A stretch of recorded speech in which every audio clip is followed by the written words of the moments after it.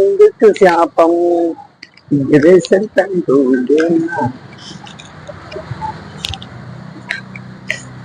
అన్నా ఒక ఇన్స్టాగ్రామ్ లో నన్ను తిట్టింది. అదే ఫోన్ పగలగొట్టేసినానే. అబ్బా అంత తొక్కు తొక్కు వాళ్ళు కొట్టినా? అంత తొక్కు తొక్కే పగలగొట్టిన. కోపం వచ్చింది. రిపేర్కు ముందు ఈ ఫోన్ పరిస్థితి చూడండి. తుక్కు తుక్కే వాళ్ళు కొట్టినానంట. తుక్కు తుక్కే వాళ్ళు కొట్టినాడని చెప్తున్నాడుగా. ఈ ఫోన్ 3 సార్లు కింద కొట్టిండు. 3 సార్లు కొడితే ఈ రీతిగా అయింది. అన్నా ఫోన్ ఇంత మంచి అయిందా? నేను ఇచ్చినప్పుడు ఫోన్ మొత్తం వంకర తింకర ఉండే, మొత్తం సాపి చేసేసిన. అంటే మొత్తం ఫోన్ మొత్తం బెండ్ ఉండేగా, వంకర తింకరా. గింత కొత్త అయిందా నా ఫోన్? మొత్తం అది హీట్ చేసి బెండ్. ఇదేనా మన నా ఫోనేనా ఇది?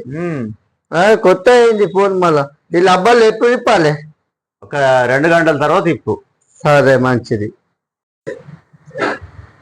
దీన్ని బెండ్ తీయడం చాలా కష్టం అయిపోయింది. వాస్తవంగా ఇది చాలా బెండ్ అయిపోయింది కదా, తుక్కు తుక్కు అయిపోయింది. అయితే దీన్ని మొత్తం బెండ్ తీసి మొత్తం క్లీన్ చేసి మొత్తం ఎట్లనో కొత్త ఫోన్లకి వేసిన. ఇది నువ్వు ఒక 2 గంటల తర్వాత ఈ రబ్బర్లు తీసేసుకుంటే మంచి అవుతుంది. నువ్వు మళ్ళీ తర్వాత తీసుకొచ్చినావు అంటే, తెల్లరి తీసుకొస్తే నేను దీనికి డీప్లెస్ గ్లాస్ వేస్తాను. సేఫ్టీ గ్లాస్ ఉంటుంది, జాగ్రత్త ఉంటుంది.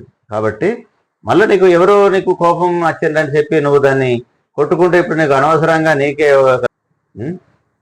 చూడాలి, కొంచెం ఆలోచించాలా. కోపంను కొంచెం అనుసుకుంటే బెస్ట్ ఉంటుంది.